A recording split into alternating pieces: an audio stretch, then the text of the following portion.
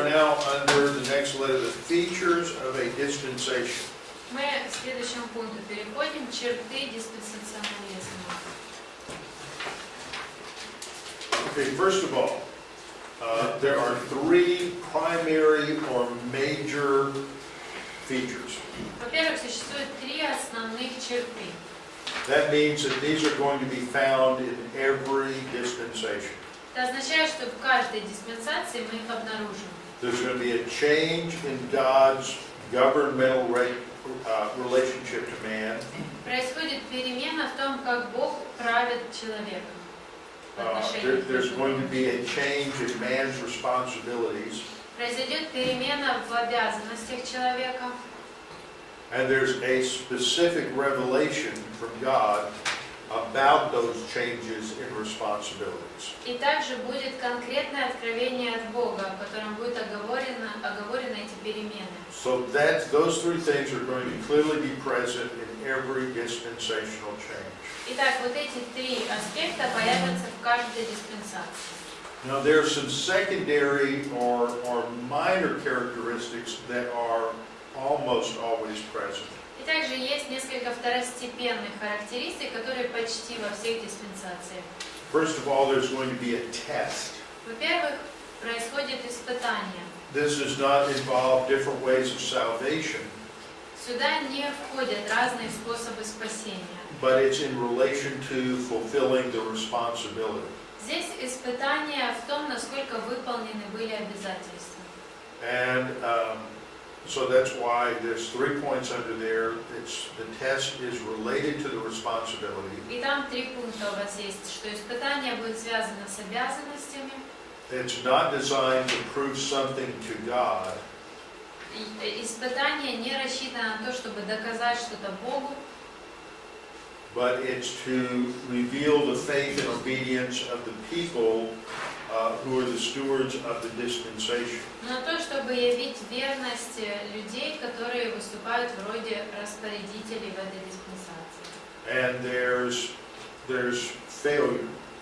И происходит невыполнение, не проходят они тест. And each dispensation can have many failures, but they're all related to the primary failure of the steward in that dispensation.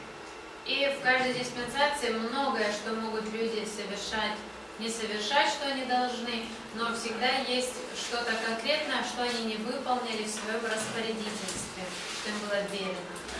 So in relation to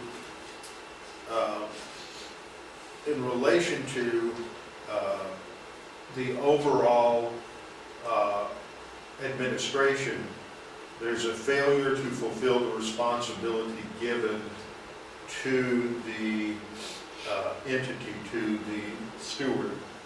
Итак, в вопросе общего управления происходит испытание выполнения обязанностей, данных какому-то конкретному распорядителю. And then there's also failure related to accepting God's plan of salvation. И также у них падение в том, что не принимается план Божий по спасению людей. That doesn't mean that everyone fails, Это не означает, что все, кто в этой диспенсации, все не выполнили. but that the majority fail. Это означает, что большинство не выполнено. For example, when Israel rejected Christ as the Messiah, Например, когда Израиль отверг Христа своей Мессией, there were still tens of thousands of people of Jews who accepted Jesus as Messiah. все равно были еще десятки тысяч евреев, которые приняли его своей Мессией. And in the same way today, there are millions of people who believe in Jesus for salvation. Так и сегодня есть миллионы людей, которые верят в Иисуса для спасения своего. But the vast majority reject Jesus as the Messiah. Но при этом большинство отвергают его в качестве Мессии. And then there is a major judgment. И также происходит какой-то основной суд. Even though there may be a number of minor judgments within the dispensation, there is usually a final judgment that is related to the shift to the next dispensation.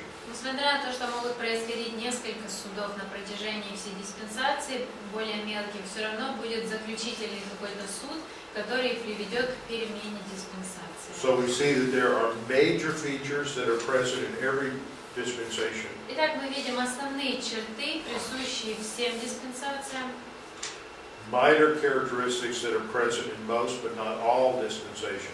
и также второстепенные, которые присутствуют в большинстве, но не во всех диспенсациях. And then third, these minor features are not always present. И третье, вот эти второстепенные черты не всегда будут. And then fourth, in relation to the steward or the administrator of the period, God delegates responsibilities to certain groups. И также в вопросе того, кому он вверяет, Бог этих управителей, Бог вверяет обязанности определенным группам. And responsibility then belongs to all those to whom the revelation has been given for that dispensation. И обязанность тогда ложится на всех тех, кому было дано откровение в этой диспенсации. Okay? Any questions? Вопросы есть? Okay, now we'll see how this works out, the details of major responsibilities, task failure, all that in each dispensation when we go through the whole dispensational organization. Мы с вами проследим в каждой диспенсации, как вот это все проявляется, присутствует или отсутствует. Okay, now the next area deals with the characteristics of dispensationalism as a theological system. И дальше у вас черты диспенсационализма, как богословской системы. The first point deals with what it's not. В первом пункте описано, чем не является And диспенсационализм. what we mean by that is that there are people who are not dispensationalists who mischaracterize dispensationalists.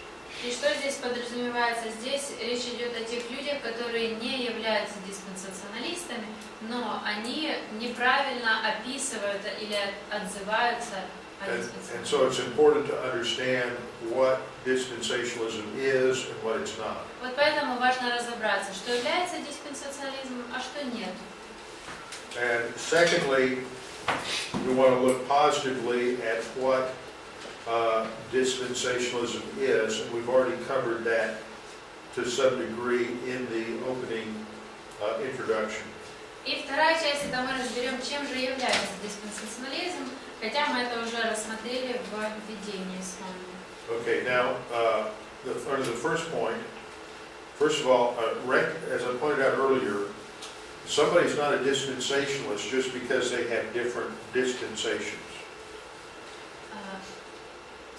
A person is not a dispensationalist just because they recognize different dispensations or ages. Как я уже раньше говорила, человек не является диспенсационалистом только потому, что он замечает и признает разные либо века, либо диспенсации. So dispensations doesn't relate to whether you have dispensations or how many you have. Итак, здесь вопрос не в том, признаешь ли ты диспенсации и сколько из них ты признаешь. Now, to be a dispensationalist, I think you have to hold to at least 3 dispensations. Я считаю, чтобы быть диспенсационалистом, нужно придерживаться по крайней мере 3 диспенсаций. Or at least 3, sometimes 4. Я думаю, как минимум 3 In или 4. Let's look at these 2 passages. Давайте посмотрим 4 отрывка. In Colossians 1:26. Колоссянам 1:26. Paul says, the mystery which has been hidden from past ages and generations. Павел говорит, тайну сокрытую от веков и родов, ныне же открытую святыми. And now been manifested to his saints. Ныне же открытую святым его. So this indicates both past and present. То есть здесь речь идет о прошлом и настоящем. Okay, now if we look at Ephesians Если мы посмотрим 2:7, Ефесянам 2:7, there's a reference to ages to come. там говорится о грядущих веках. So we have a past age, То есть есть век в прошлом, a present age, век в настоящем and a future age. и век в будущем. So that is at least 3 ages. Итак, получается, по крайней мере, 3 века.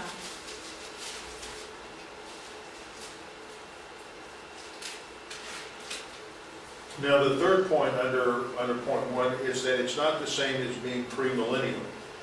Второй у вас пункт, диспенсационалистом быть, это не то же самое, что придерживаться премиллениализма. We'll see that there's a group that are called historic premillennialists. Мы с вами рассмотрим, что есть сторонники того, что называется исторический премиллениализм. And this is a group that believes in a future millennium. Это группа людей, которые верят в миллениум в будущем, But they don't necessarily believe in a distinction between Israel and the church or a consistent literal interpretation. но при этом они совсем не обязательно будут верить, что церковь отличается от Израиля и придерживаться последовательного буквального толкования. Okay, now let's look at the next section, positively what it is. Really focuses on those 3 things that I pointed out earlier that Charles Ryrie identified as the sine qua non of dispensationalism. И давайте посмотрим теперь вторую часть, чем же является диспенсационализм. И он состоит там основных 3 пункта. Те 3 пункта, которые уже я вам приводил, которые... And so these 3 things have to be present in order to be truly considered a dispensationalist.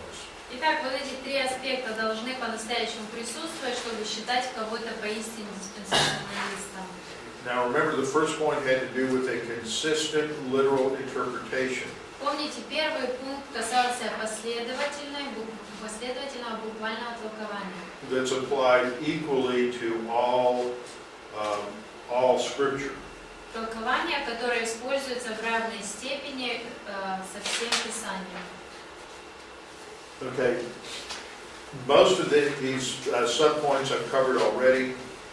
Большую часть из подпунктов дальше мы уже прошли с вами. That dispensationalists are not the only ones to use literal interpretation, but they consistently apply it to prophecy in the future. Итак, сторонники диспенсационализма не единственные, кто использует буквальное толкование, но они используют его последовательно ко всему Писанию. But we also have a problem with some dispensationalists. Но также есть проблема и с некоторыми диспенсационалистами. Okay. I'm just going to put that up there so I can black out the screen.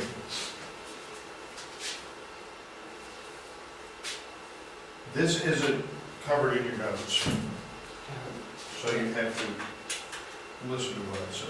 Этого нет у вас в распечатке, поэтому послушайте, что There are 3 basic ways that people interpret prophecy.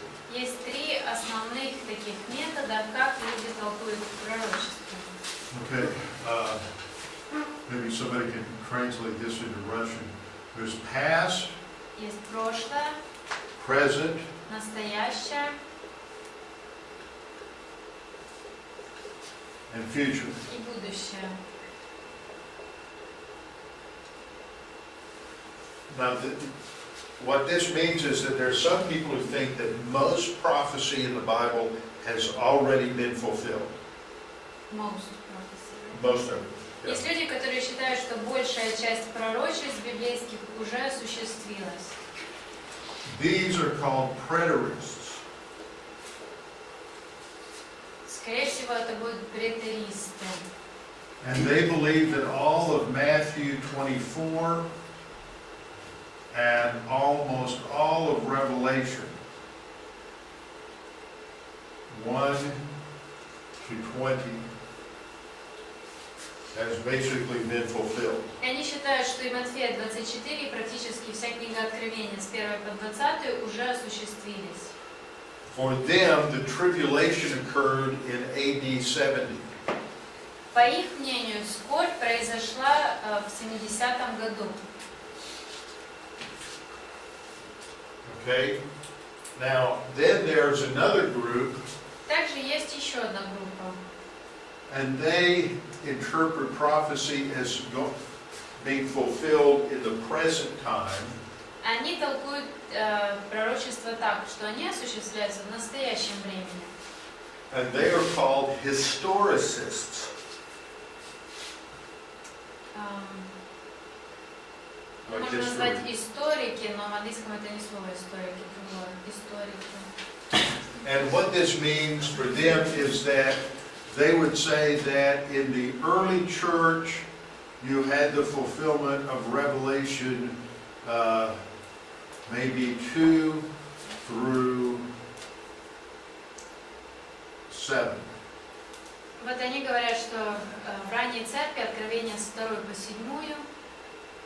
And in the Middle Ages you had a fulfillment of Revelation 8 through 10. В средние века с 8 по 10 осуществлялись эти события. Currently we are somewhere between Revelation 11 and Revelation И 19. мы с вами находимся где-то в промежутке между 11 и 19 главами Откровения сейчас.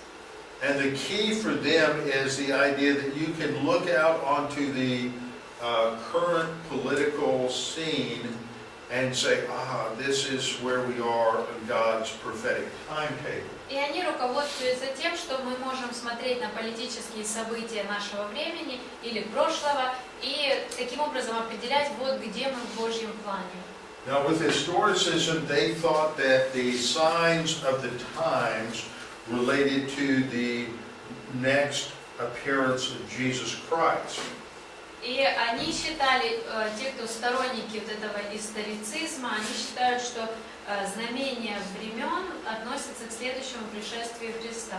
Historicists did not believe in a pre-tribulation rapture. И историцисты, так сказать, они не верят в восхищение перед скорбью. They don't believe in a literal interpretation of prophecy, so they don't believe in a literal 7-year tribulation. Они не верят в буквальное толкование пророчеств, таким образом они не верят в буквальные 7 лет скорби. And so they constantly are looking at the present historical events to see if they are depicted somewhere within the book of Revelation. Итак, они постоянно отслеживают какие-то события исторические и пытаются найти, отображены ли они где-то в Библии. Now, historicism basically dominated the church from the fourth century. И вот такое вот мнение, такое направление, историцизм преобладало в церкви с 4 века примерно All the way up to the 19th century. и до 19-го. Only from the, let's say, the 1600s to 2000 do you see an increase of futurism. И только с 17 века и до нашего времени мы видим, как начинает развиваться футуризм. Those who interpret prophecy as all future Те, кто толкует пророчество, относящимися к будущему, see Matthew 24 and Revelation 5 to 22 as all in the future. и считают, что и Матфея 24 и Откровение 5:22 все еще в будущем.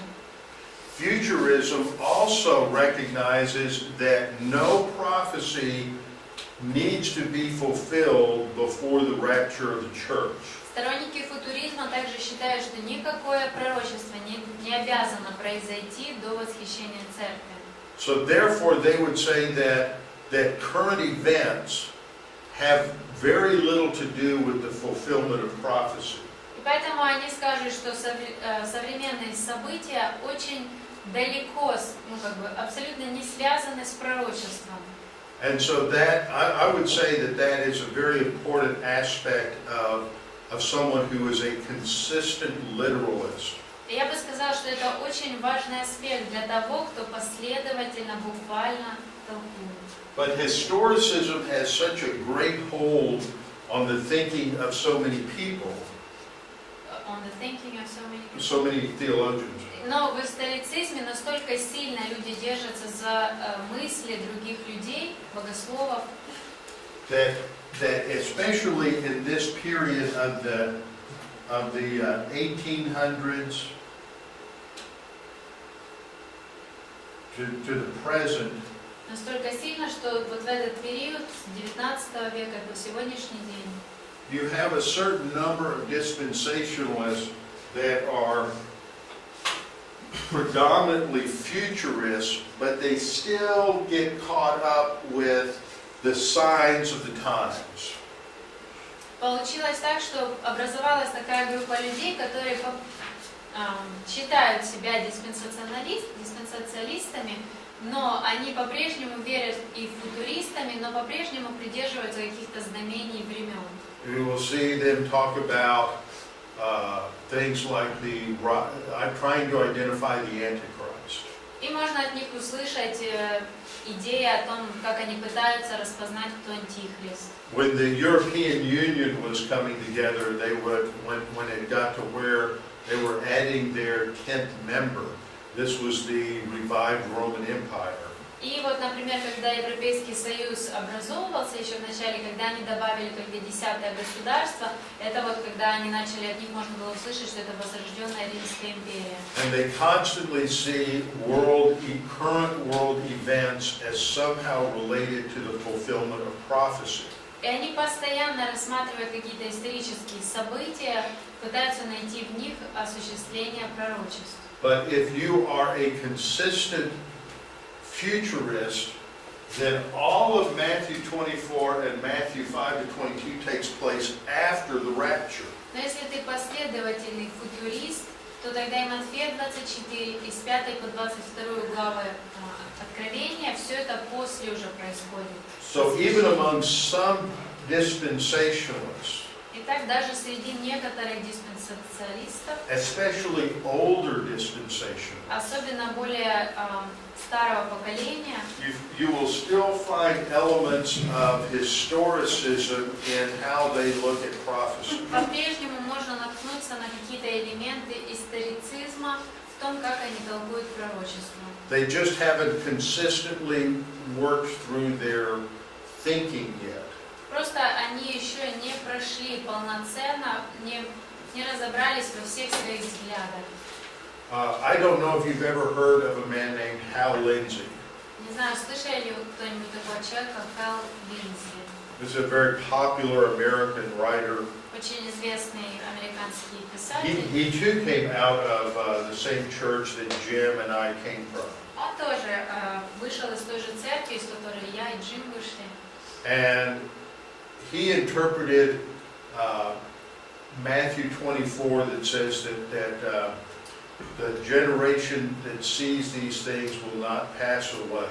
И он также толковал, как где в Матфея 24 сказано, что то поколение, которое увидит эти вещи, не пройдет это поколение, как увидит эти вещи. And so he defined a generation as 40 years. И он определил, что поколение это 40 лет.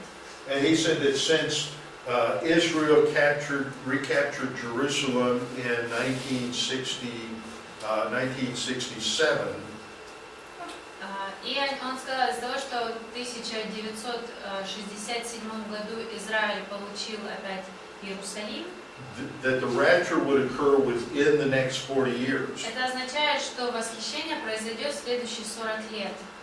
Well, that would mean that the rapture would have to occur within 40 years of 67, which would be 2007. То есть, получается, в 40 лет это 2007 год. Oops. It's 2014. Уже 2014. Rapture hasn't occurred. И восхищение не произошло. This is something that has been a problem with prophecy students. И это то, что было проблемой для тех, кто изучал пророчество. That historicism ultimately leads to date setting. Потому что историцизм подталкивает людей ставить даты какие-то. And people constantly have said Jesus is coming back at this time or at that time. И люди постоянно говорили, Иисус придет вот в это время или в это время. In America, there was a man who wrote a book in 1988 called 88 Reasons Why Jesus Will Return in 1988. И в 1988 году был человек, который написал книгу «88 причин, почему Иисус придет в 1988 году».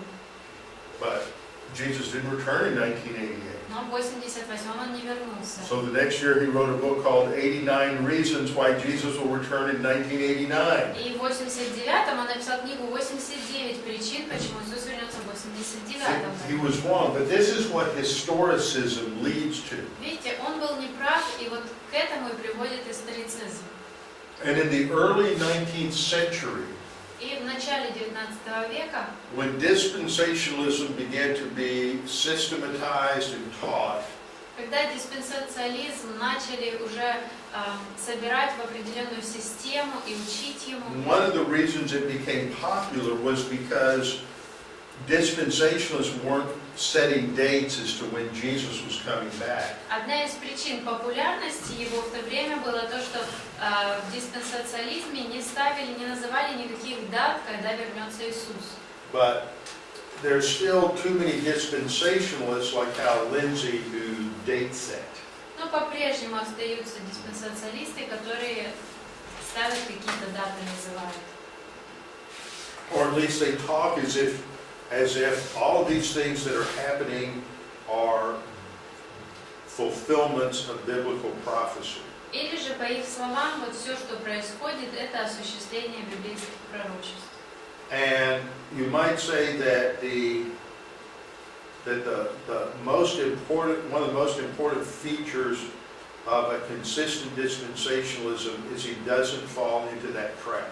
И можем сказать, что одна из характеристик последовательного диспенсациалиста будет то, что он не попадается на эту ловушку. Okay, let's go to the next point here is that if you're a consistent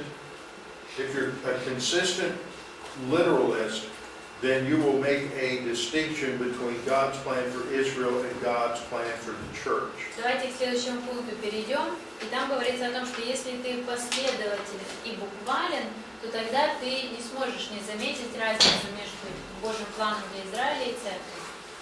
And as the notes point out, this is really the primary, I think the primary of these three, the primary is this distinction between Israel and the church. И мне кажется, что вот эта черта является основной из трех. And this leads to one reason why we believe in a pre-tribulation rapture. И также это является одной из причин, почему мы верим в восхищение перед скорбью. Is because God still has a future plan for Israel, Потому что у Бога еще есть план which is fulfilled in the tribulation. для Израиля, который осуществится в скорби. And that purpose is not related to the purpose of the church. И эта цель, она никак не связана с целью для церкви. And so for that reason, the church will be taken to be with the Lord before the tribulation period. И вот поэтому церковь будет забрана с земли, быть Господом до начала скорби. Okay, now there are three subpoints to this, Есть три подпункта, pointing out that God has purposes for other groups as well as Israel the church. где говорится о том, что у Бога есть свои планы для других групп людей, не только Израиля и церкви. He has purposes for the angels, some of which are fulfilled during the tribulation period. Одной из групп являются ангелы, и у него есть план для них, и осуществится он He has purposes for those who reject him, Есть свои цели для тех, кто отвергает его. and he has a plan for the Gentile nations in the future New Jerusalem, which are distinct from the church. И также у него есть план для языческих народов в будущем своем царстве, который... Okay, then we get to the third point, which is the underlying or the overall purpose of God in the world is the glory of God. И последний, третий пункт, это то, что конечной целью является And воздать Богу славу. as I pointed out earlier, that basically means that the purpose isn't just restricted to salvation, but it has a broader purpose that can apply to all of God's creatures. И как я раньше говорил, что нельзя ограничивать лишь спасением, цель должна включать в себя всех творений Божьих. Okay, any questions at this point? Есть ли вопросы по этим темам?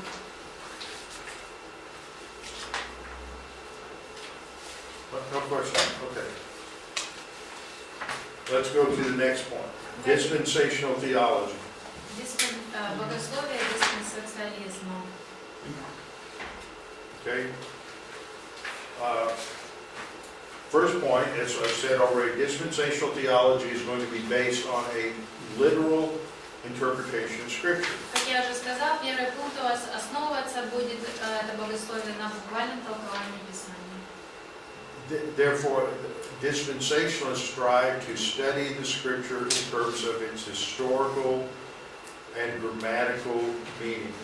Итак, диспенсациалист будет стараться изучать Писание в свете его исторического, грамматического значения. When you hear some people say that you can prove anything from the Bible, Некоторые люди говорят, все что угодно можно доказать на основании Библии. but that does not fit with a literal interpretation of Scripture. Но эти слова не будут правдивыми, если ты трактуешь Писание буквально. So we have to apply some consistent hermeneutical principles dispensationally. Итак, необходимо применять какие-то последовательные принципы герменевтики. This is usually called the historical grammatical approach or interpretation of Scripture. И обычно называется это историко-грамматический метод толкования Писания. By grammatical, we mean, first of all, that all words are understood in their normal or plain use. И говоря грамматически, подразумевается, что все слова мы рассматриваем в их обычном использовании. That doesn't mean that these words can have only one narrow meaning. Это не означает, что у всех слов будет лишь одно узкое значение.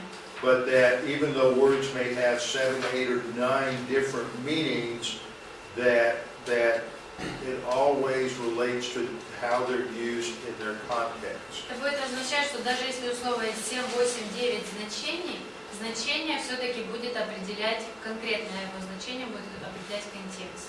For example, the Greek word pneuma means wind or breath or spirit. Например, греческое слово пневма, да, You know, it can refer to the wind that blows. Может означать и ветер, и дух, и дыхание. Может It can означать refer to somebody's breath. и так ветер, или чье-то дыхание, It can refer to the immaterial makeup of man. или же нематериальная составляющая It can человека. refer to the Holy Spirit. Может относиться к Духу Святому. It can refer to a mindset or a mental attitude. Может также относиться к расположению, Now, there may be as many as настрою. 8. There may be as many as Так может быть около 8. there may be as many as 8 or 9 different meanings. Итак, может быть около 8-9 значений. But we study the context to see what those meanings are. Но мы исследуем контекст для того, чтобы определить, каково же значение. Okay. Syntactically, that refers to the fact that all the words are arranged in a sentence according to the rules of grammar. С точки зрения синтаксиса, это означает, что слова будут так сопоставлены в предложении, как бы это соответствовало правилам грамматики. So we can look at that in terms of basically understanding the Bible on the basic rules of grammar and syntax. Итак, нам необходимо воспринимать Библию в соответствии с обычными правилами грамматики и синтаксиса. And then third, we have to understand that in terms of its context. И третье, нужно воспринимать, также учитывать и контекст. How they're related in terms of the paragraph, the chapter, the book.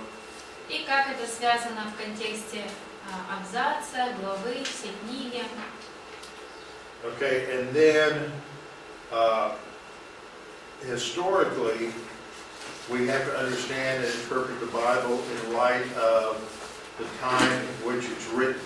А исторически означает, что нам нужно толковать и понимать Библию в свете того времени, в котором она была написана.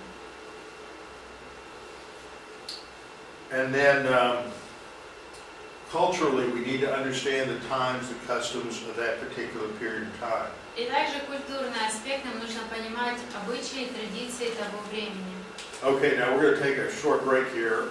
I got a friend of mine in Houston on FaceTime, and I'm showing him the classroom. Большой перерыв, у него друг там сейчас, он показывает ему класс. And we can even see outside, I don't know, it's snowing today. See, you haven't seen snow in a while, have you, Bryce? So, okay, I just wanted to give him a quick look at the class so that he can see what's going on here. This is a guy who designs my website, so he wants to put some pictures of all you guys up on the website, so that'll give you a little insight.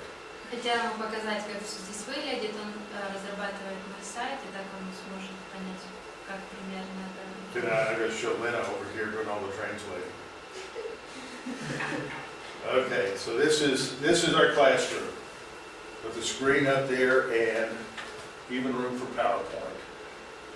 So, all right, there you go, all the way from Kiev.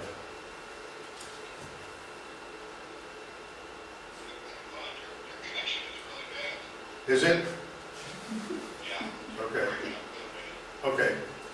I will talk to you later. Yeah, it's a slow, been having problems today. All right, talk to you later. Okay. Little commercial break. Okay. Now, so we have to understand the Bible in terms of the grammar, in terms of the meaning of the words. Итак, Библию нужно понимать в свете грамматики, смысла слов, in terms of the syntax. в свете синтаксиса. We have to understand it in terms of the time in which it's written. Необходимо понимать в свете того времени, в которое оно было написано. What was going on historically, что исторически происходило тогда. as well as what's going on culturally. И также, что культурно происходило. Because the Bible was originally written from one individual to specific individuals. Потому что изначально Библия была написана от одного человека к другому конкретному человеку. And so it's the original meaning of the original author that we're trying to discover. Итак, вот именно тут изначальный вложенный смысл, мы пытаемся, вложенный автором смысл, мы пытаемся. And this leads to another principle which isn't listed here, and that is the principle of the single meaning of Scripture. И это подводит нас к следующему принципу, который не перечислен у вас, это принцип единственного значения. That Scripture means only one thing. То есть Писание означает лишь что-то одно. It doesn't mean many things. It means what the original author meant to communicate to its original audience. Там не подразумевается много вещей, подразумевается лишь то, что автор изначально хотел донести своей аудитории. Now the Scripture may have numerous applications, but it only has one interpretation. Действительно, может быть большое количество применений Писания, но лишь одно значение. Now another way in which we can get to that meaning is by comparing Scripture with Scripture. Еще как мы можем вот этот смысл найти, это сравнивая одни отрывки с другими. And this means that sometimes we have passages that are vague or unclear. Это означает, что иногда у нас неясные отрывки встречаются. Maybe it means A, maybe it means B. Может значит это одно, а может быть и другое. But we have other passages that are very clear. Но есть другие отрывки, которые очень четко говорят. And on the basis of the clear passage, Итак, на основании четких отрывков, maybe option A would be inconsistent. может быть, вариант А будет не соответствовать им. So in the vague passage, even though it seems like it could be option A, it can't, because that would conflict with this clear scripture over here. Итак, если у нас есть четкий отрывок, который четко о чем-то говорит, и есть нечеткий, который может выглядеть как вариант А, например. Но мы знаем, что он не будет так выглядеть из-за того, что уже иначе бы он противоречил какому-то четко оговоренному. So we compare scripture with scripture.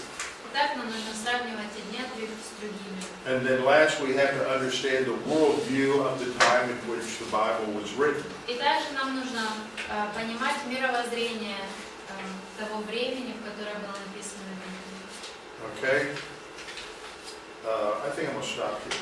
Я думаю, на этом мы остановимся сегодня. Okay, we'll come back and start with relation of dispensations to progressive revelation next time. И завтра обсудим диспенсации и прогрессирующее откровение. Okay. Any questions?